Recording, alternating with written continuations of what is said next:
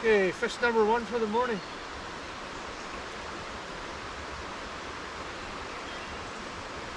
Bluegill. Brandywine's a little high today. Hopefully we'll catch some fish today.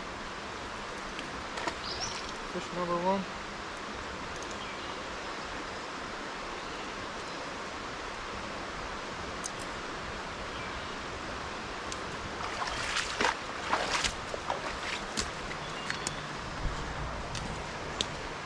Still kind of early yet, I'm not awake. I caught a big bluegill.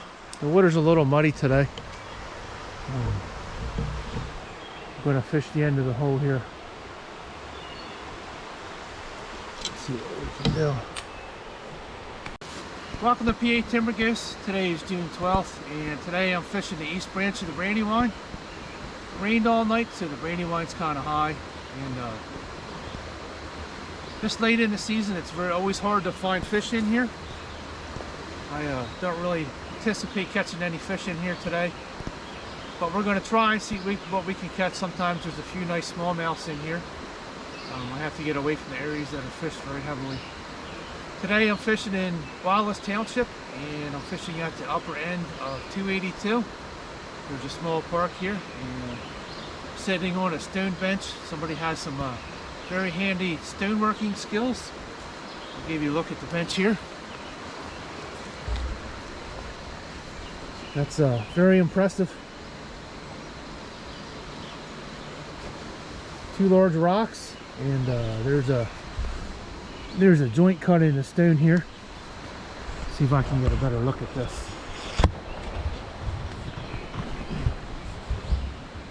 There's a joint cut in the stone here. This is very impressive. No shaky bench there. Solid stone. And then if we come over here, you can see the planters. There's a nice stone planter here. Looks like this was cut with some kind of a diamond bit, perfectly round. Not something you see every day. You can hear the Brandywine rolling by behind me. It's very muddy today. It's not muddy all the way to the bottom. Still very pretty here. Lots of places to sit along this small park. You walk around the corner here. Lots of places to sit and relax along here. You can actually walk up the old railroad bed. Have a little cookout here along the Brandywine. This is a very, very busy park in here. And right now there's nobody here but me. Fished this area a lot of years, pulled a lot of trout out of here. The Brandywine Trout Club actually stocks this area.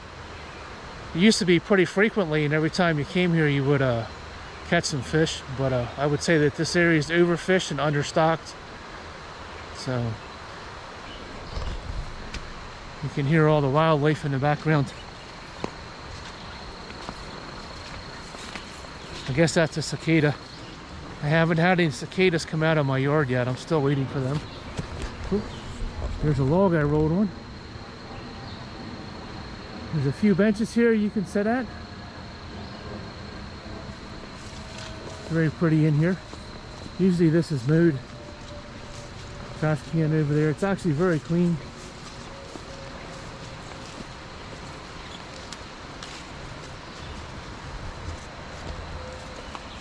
There's somebody digging some shells. Shells out of the stream. Nice place to come with a family. There's There's two fire rings here. There's one here and there's one down at the other end. There's the old railroad bed, so it's fairly easy to walk. And it's very beautiful in here. But unfortunately, I'm not catching any fish today. There's a look downstream. Usually this big slow hole has some trout in it. But today I would probably say no. I see some caddises hatching, and if there was trout in there, the fish would be jumping out of the water chasing the caddises. Very pretty Small set of rapids down there. I started out at the very bottom today, down where the posted area is, and fished my way up through the rapids. And I've yet to hook anything other than that green sunfish, and I had something on there up at the upper part of the hole for a few seconds and then it was gone. I'm not sure what that was. Brandywine Trout Club stocks this section, and when I was growing up we fished this area a lot. We were always fishing here, but times have changed today and there's not a lot of fish here anymore.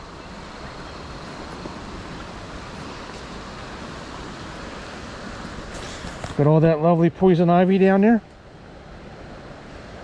This is a poison ivy spot. I'm going to tiptoe around that, since I have some poison oak on me right now for my trip to the Pinnacle. These pipes here, I've actually move my camera here. These pipes here have been here since I was very little, and I don't know why they were here. Been here forever and they're still here, so don't know. I always wonder what those pipes went to. Starting to warm up. I might have to take my wading jacket off. All right, let's see what we can pull out of this hole.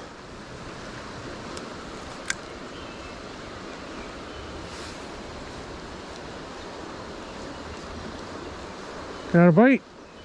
Fish off. I don't know what that was. Let's see. Nope.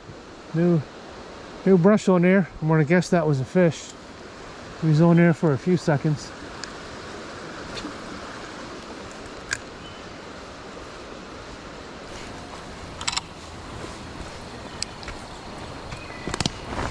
Alright, up to the next spot.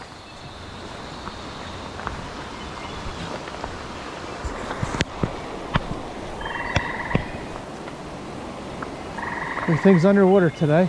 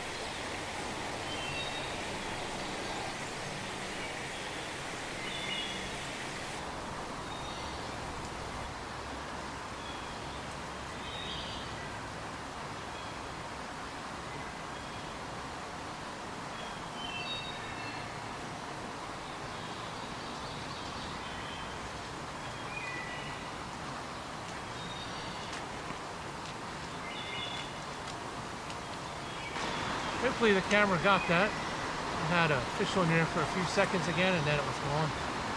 That was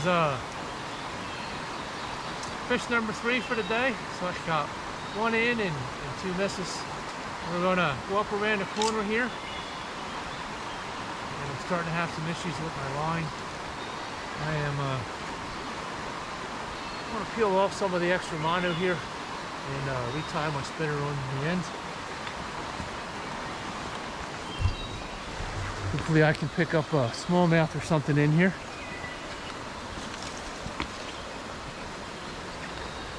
I have just as much fun catching the smallmouth as I do the trout. Actually, I prefer them because they fight better. And as always, 99% of my fish go back into the water. I do have a few trout in the freezer. One of these Sunday mornings I'll throw them on my new grill. But I like to release my fish. Somebody else can catch them. There's not a lot of trout in the streams anymore, and I just think if everybody would let a few fish go, the trout fishing would last a little further into the season. But for some reason everybody keeps everything and doesn't release anything anymore. It seemed like when we had more fish, more people let more trout go. And now that we have fewer fish, nobody lets anything go. Set a couple of them fish free, especially the brownies. Yeah, if the brownies can stay in the stream long enough, they will reproduce. The rainbows will too, but the brownie is known to be a better survival than the brook trout and the rainbows. Once you can get a population established of wild brown trout, you always have fish in there as long as you release some of them. Here's my next hole.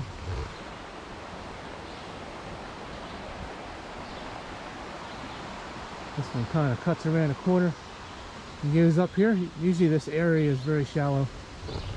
I'm gonna peel off some line off my reel. I think I have too much mono on here, and then we're gonna start fishing again. Okay.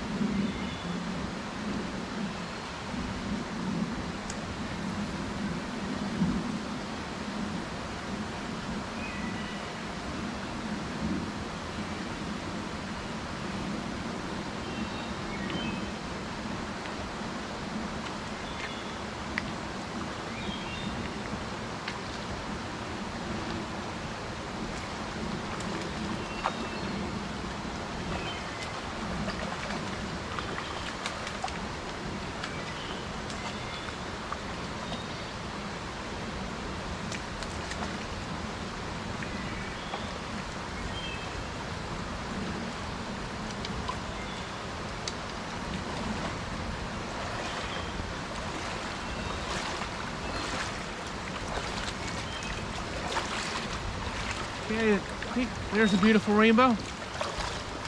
I hooked 2 in there and only got 1.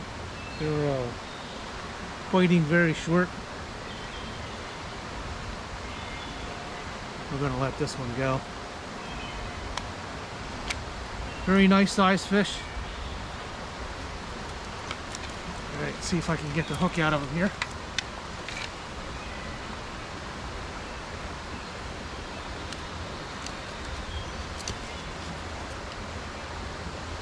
Whoop. It's so variably.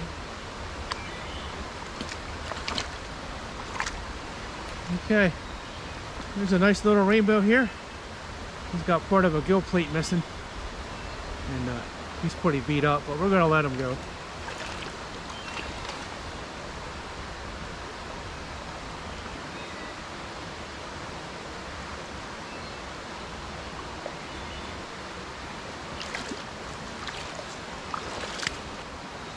Time for a change up.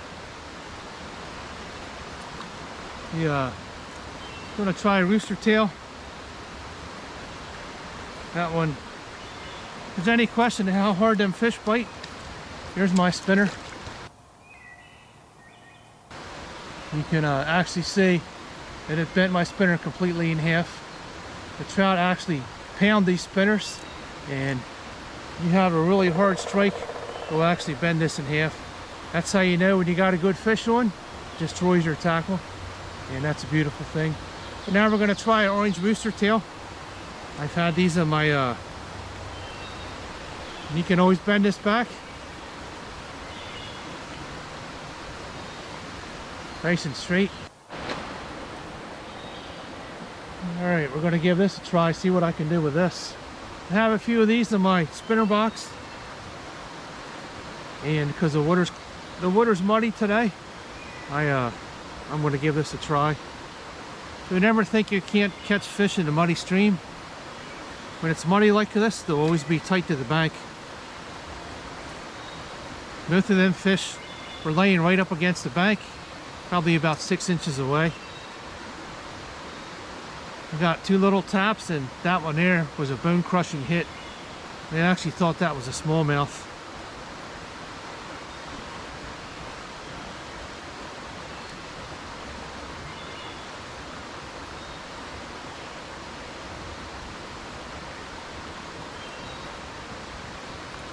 Okay, give them a little clip here. Clip the tag end off. Make sure we're not secure. Okay. Let's give our orange rooster tail a try.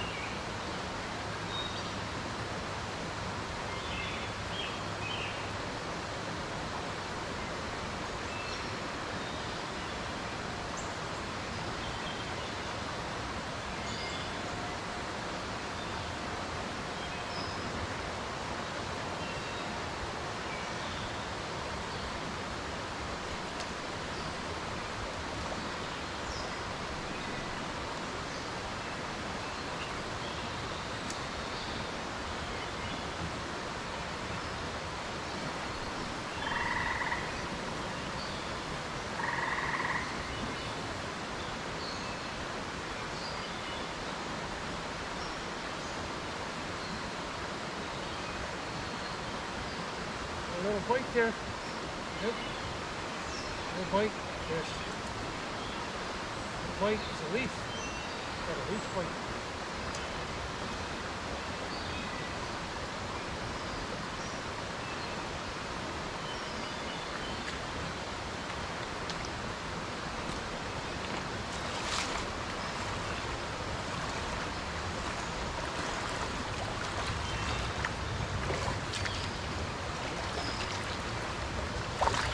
All right, no more bites out of there.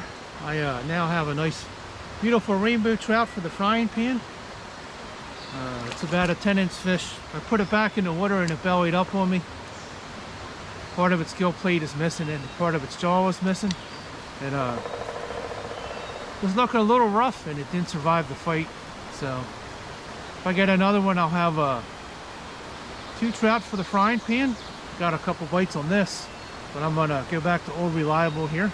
So we're gonna turn you off and we're gonna attach another spinner here. Okay, now I have a fish on my stringer. That means I have to catch another one, so I have 2 to eat. There he is. I had every intention of letting that one go, but anytime you see a little bit of blood coming out of the trout, it's not going to survive. Don't let it go. And trout are very delicate, and they don't survive very well like a bass. There's a trail coming up here. The stream is pretty shallow here. Here's another picnic table in the middle of the woods. It's a great spot to eat your lunch. I don't have too many mosquitoes today.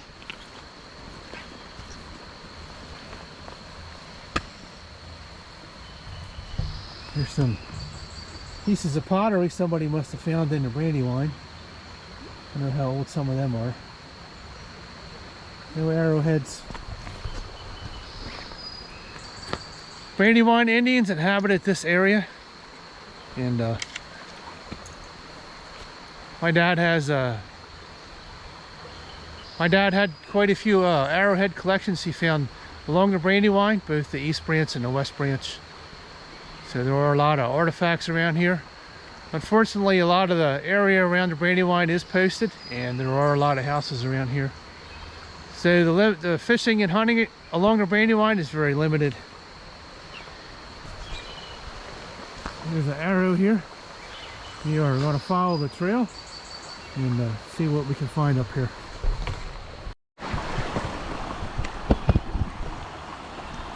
Try this spot here, see what we can catch.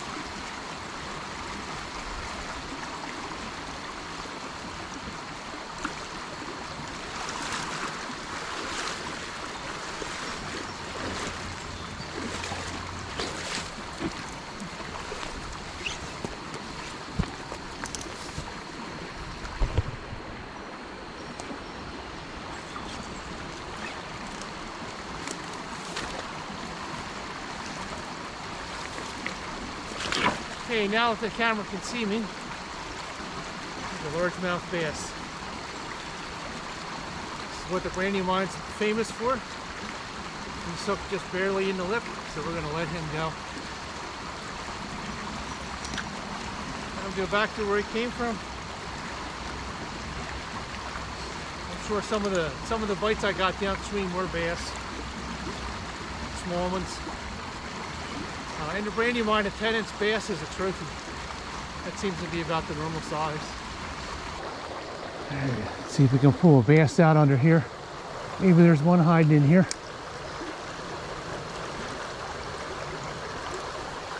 Yep, there's one in there. Guess that was a rock.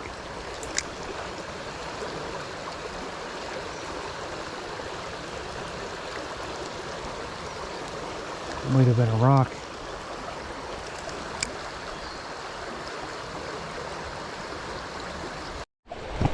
Okay, fish on. Second cast. What do we got? We have a red-eye bass. We got a little gouge in the back. Looks like a bird tried to bite him. Fish number 3 for the day. Gonna let him go too. Okay. That one's going too.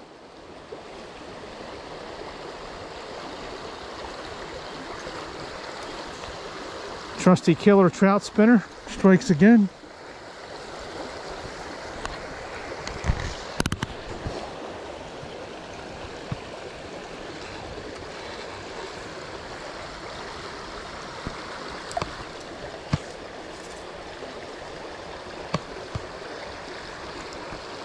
See what else is hiding in this hole.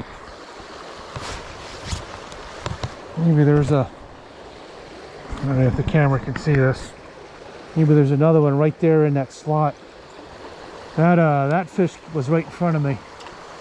Literally like less than 6 feet away. And this is where the long pole comes in handy.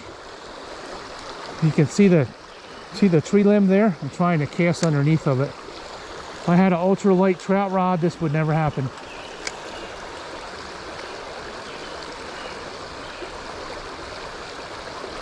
Brandywine is always interesting to fish because you never know. You never know what you're going to pull out of here. I'll move the camera here. You can look downstream. I actually caught a muskie in here one time. It was laying on a sandbar in here, and it was about 15 inches long. I never pulled a muskie out of the Brandywine, but I never forgot that experience. You never know what you're going to find in the Brandywine. Anything is possible. Plus the multiple sightings of wildlife. Usually there's deer in the stream. I haven't seen a turkey in here yet, but a lot of times there's deer in this area.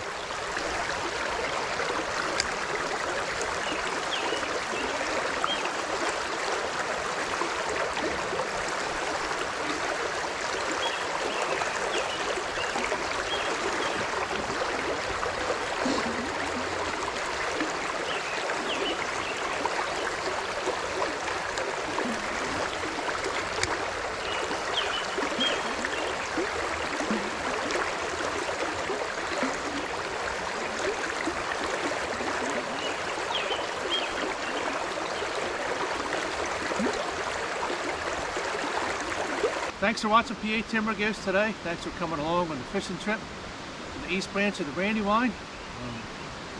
Today I tried out my new Shakespeare Micro Series rod. You can see the emblem on there. This rod is 7 foot long, medium action. I kind of wish it was a little bit softer. It's a little bit too stiff, but the small fish I caught today, you could actually feel them on there. And wasn't overly small fish I caught today, it didn't overpower them. I could feel the very light bite on this. This rod is actually very sensitive. I have my older Fluger Tryon reel on here. I think I'm going to retire this because I'm getting a lot of loops on my line today. I think the bail spring is moving around on me and it's not giving me an even wrap.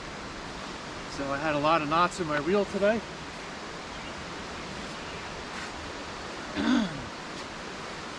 New cleats on the bottom of my boots. These actually stick out about 1/4 of an inch. My cleats are about 1/4 of an inch long, and they have carbide tips. They're still very sharp. This is the first time I wore them, and you can actually tell I can stand on top of the rocks without sliding off them this time. Carbide tip spikes are the way to go in the bottom of your wading boots, and definitely go for a longer rod. It actually comes in handy when you need to make a longer cast. It'll actually give you a lot more accuracy, and if you're fishing underneath the tree.